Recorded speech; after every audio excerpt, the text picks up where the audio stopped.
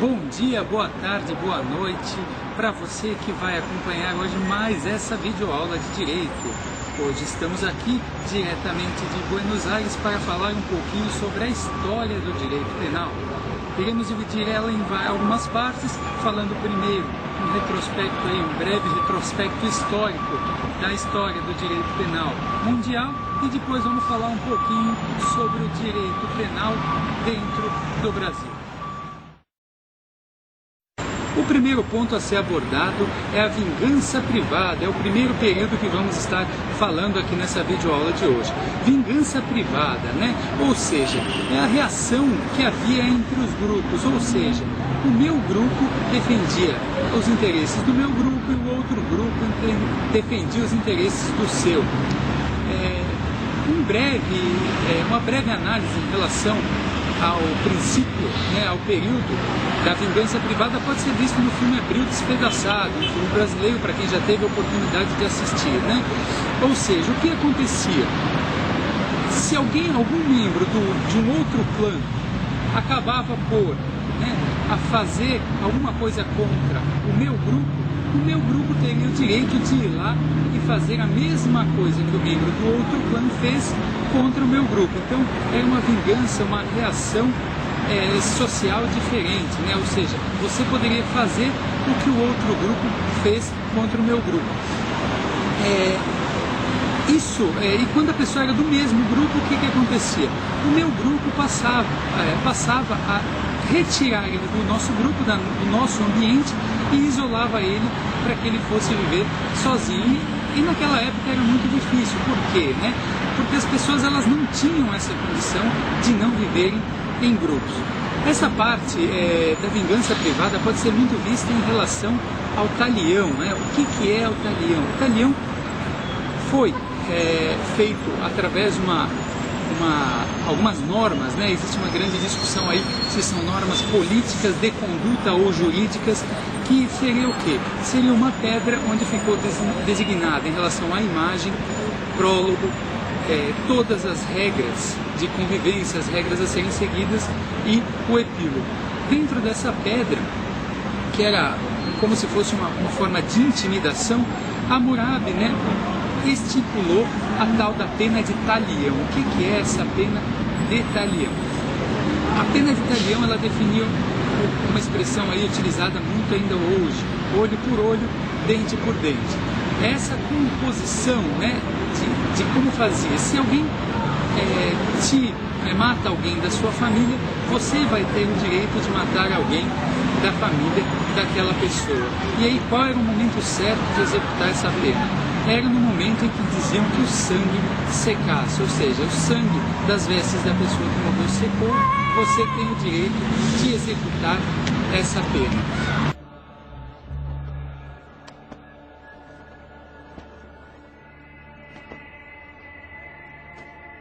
O sangue começou a amarelar.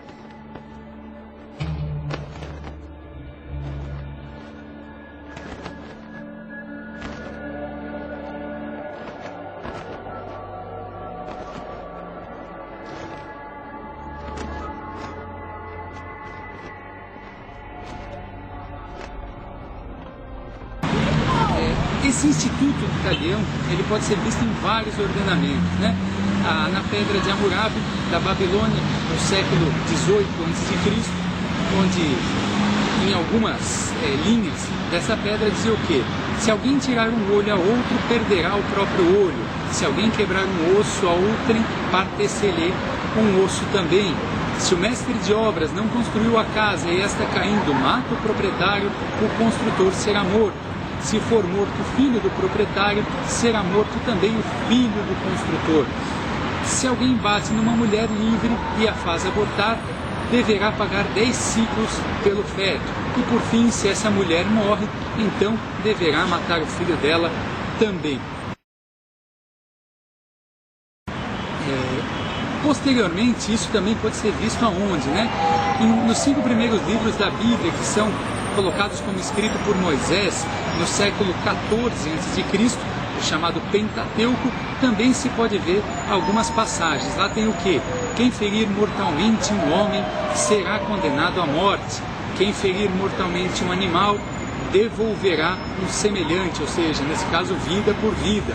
Se alguém prejudicar a pessoa de um compatriota, ser-lhe-á feito assim como ele fez, fratura por fratura, olho por olho, dente por dente. Como ele prejudicou alguém, assim ser-lhe-á feito. Também pode ser visto no Instituto do Italião na Lei das 12 Tábuas de Roma, no século V a.C.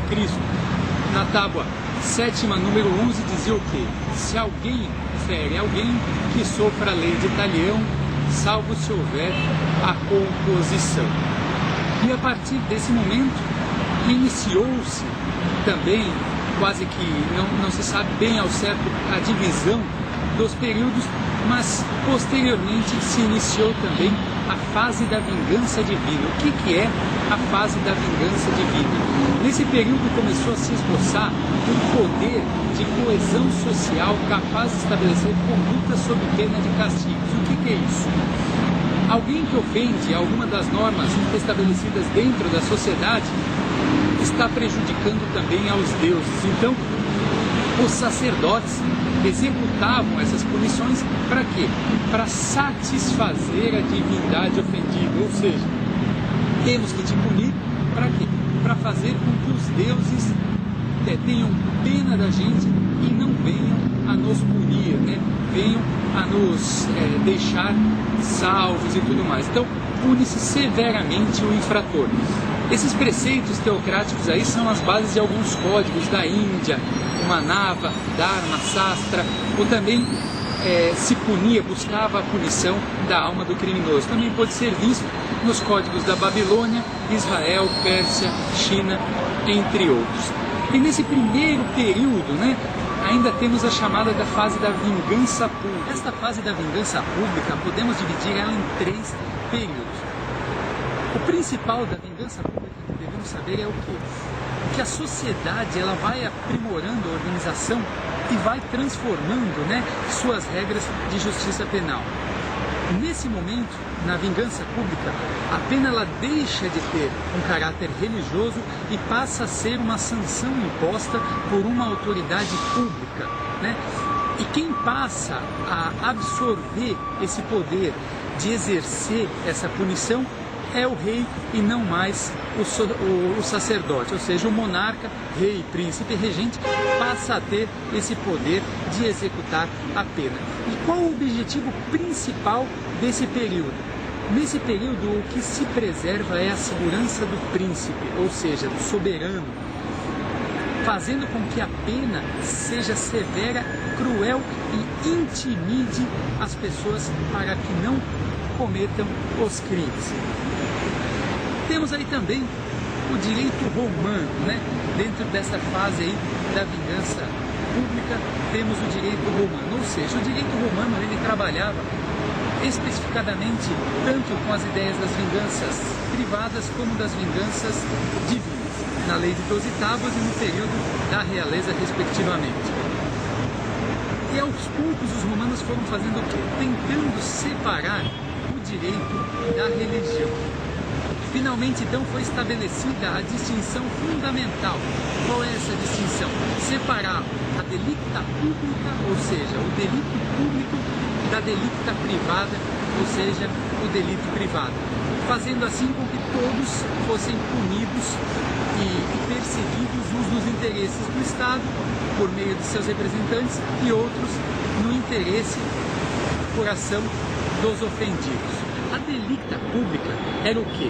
Os delitos públicos eram considerados a deserção, a traição, o furto de gado, o furto sacrílego, a danificação das estradas e de edifícios públicos, né? Eram divididos em 2 grandes categorias, onde se encontrava o perdúlio, ou seja, crime de traição a Roma, e o parricídio, né? O parricídio, o crime contra a vida, o homicídio. Vários institutos que utilizamos ainda nos dias de hoje tiveram aí a sua criação dentro do direito romano, tais quais como o princípio de dolo, o princípio de culpa, erro, culpabilidade, imputabilidade, circunstanciais, legítima defesa, entre outros.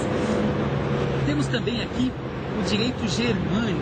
O que é o direito germânico? O direito germânico se utilizava ainda muito do princípio do talião, mas pela influência do direito romano e do direito canônico, vieram mudando aos pouquinhos as suas normas, os seus preceitos legais. O direito ele também podia ser público ou privado, mas se buscava, dentro do direito germânico, a ideia que a gente chama de composição, ou seja, tentar fazer com que se impusesse para que não fosse punida a pessoa.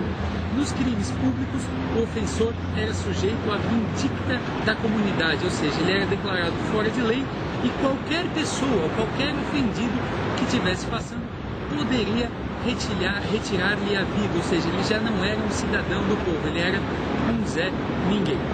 E outra característica marcante também do direito germânico é que não se trabalhava com o elemento intencional, ou seja, se aplicava a culpa objetiva, o que chamamos de responsabilidade penal objetiva.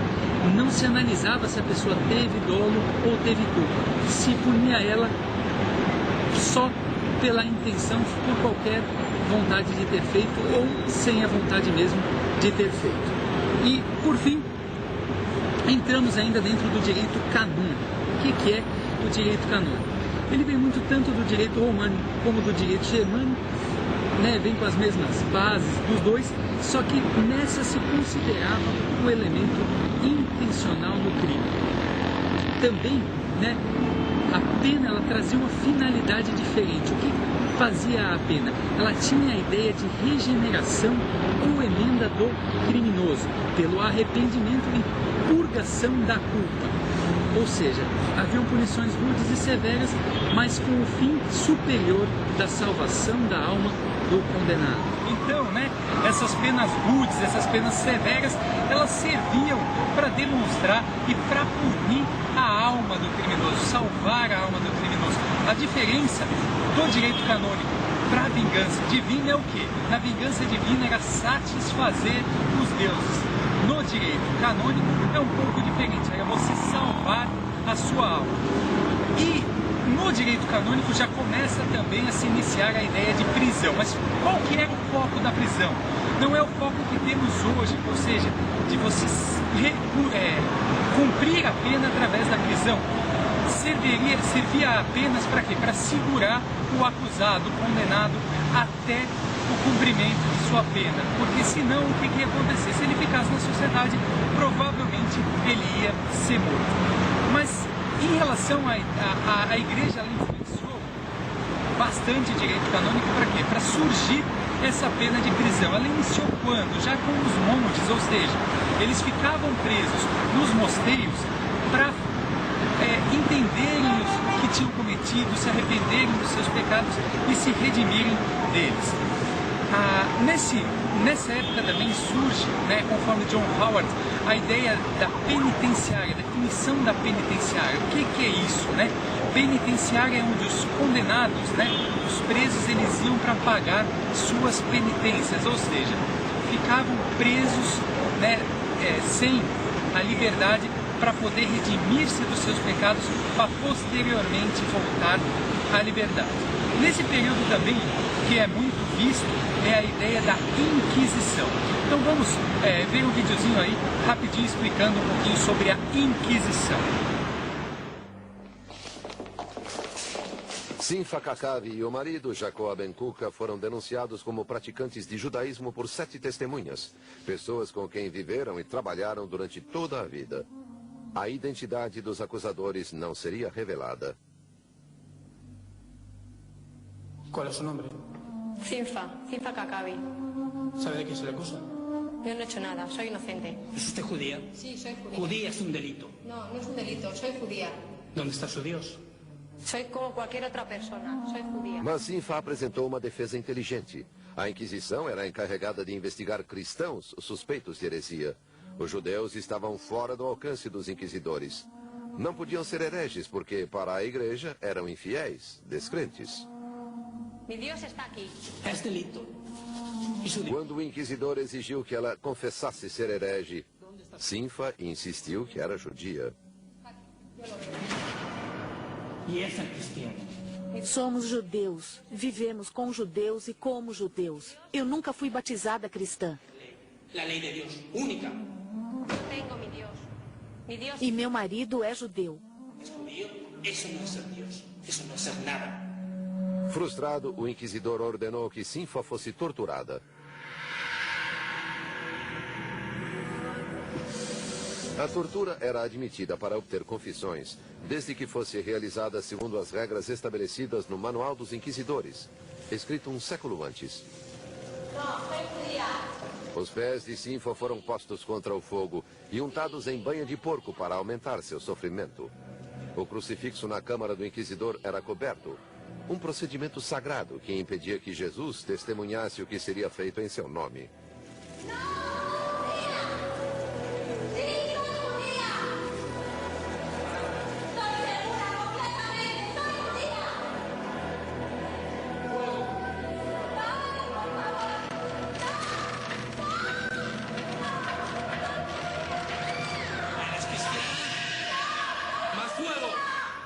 Sob tortura, Sinfa disse exatamente o que o inquisidor queria ouvir.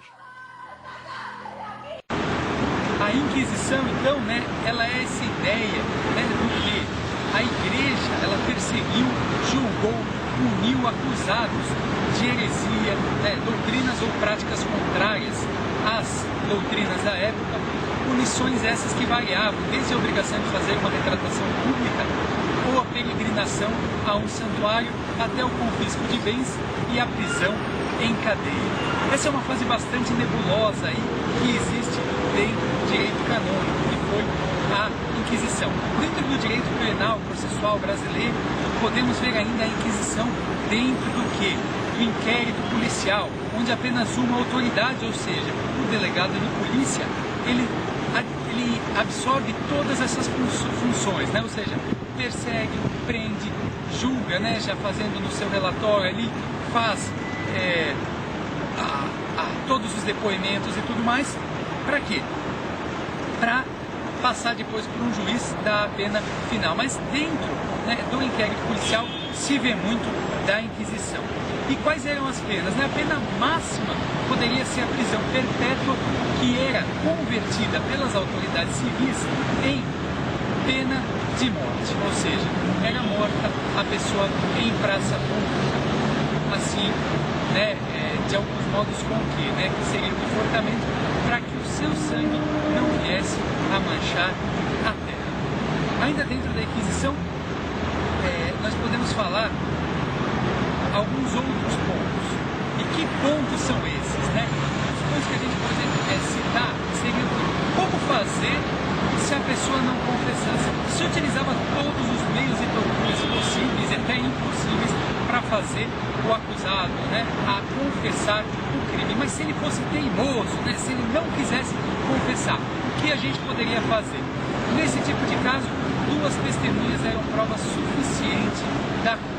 Ou seja, poderia pegar aí qualquer pessoa que estivesse passando na rua, fazia com que ela dissesse ou assinasse que essa pessoa é culpada, e aí, né, a pessoa ia ser condenada pela Inquisição. Eu gosto muito de brincar, né, quando estamos em sala de aula, que a gente fala o quê? No exemplo de uma piadinha aí que se conta sobre as polícias. Então, foi chamado aí num concurso 3 polícias, o FBI, a CIA e a polícia do BOP, né, do Brasil, a tropa de elite. E aí a ideia é o que? Se soltava um coelho dentro da selva e ali ia se procurando quem conseguia encontrar o coelho mais rápido. Então o FBI foi o primeiro, soltaram o coelho lá dentro, eles utilizaram aí os quadrantes, fizeram os cálculos e tudo mais, entraram na selva e em 3 minutos trouxeram coelho de volta. Depois foi a vez da CIA, né? Soltaram o coelho dentro da selva, a CIA começou a calcular por GPS e tudo mais onde estaria o coelho, em questão de 2 minutos trouxeram o coelho. E aí foi a vez da tropa de elite do BOP do Brasil. Soltaram o coelho dentro da floresta e em menos de 1 minuto o BOP entrou e trouxe uma raposa, né? E aí os chefes do concurso disseram, mas isso não é um coelho, né? E o pessoal do BOP falou, não, isso é um coelho. E os chefes do concurso disseram, não é. E daí o pessoal do BOP falou, né? É sim, quer ver? O que você é? Quando a raposa ia dizer, eu sou a raposa, eles deram 3 tapaços na raposa e falaram, o que você é? Eu sou um coelho, dizia a raposa desesperadamente. Então, isso seria mais ou menos aí a ideia da Inquisição. E aí, depois da Inquisição, entramos no período humanístico. Vamos falar um pouquinho sobre esse período.